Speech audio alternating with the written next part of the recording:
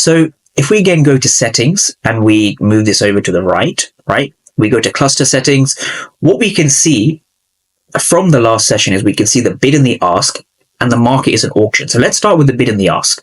If we look over here, right, let's start with this candle. If we look over here, this is 0 by 60.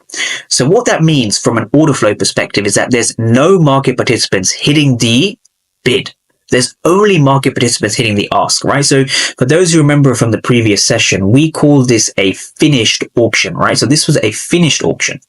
So if we move on, the volume, which we're going to come on to, right? A finished auction was when there's a 0 on one side.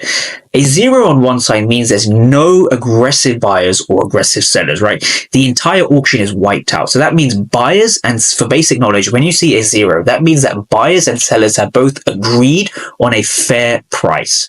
So if we take this back and we just use a little bit of logic here.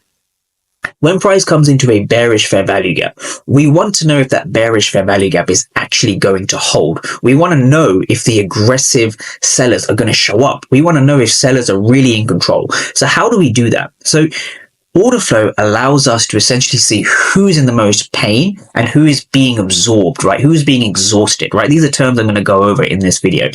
So if we see a lot of aggressive buyers, coming into a bearish fair value gap, and those sellers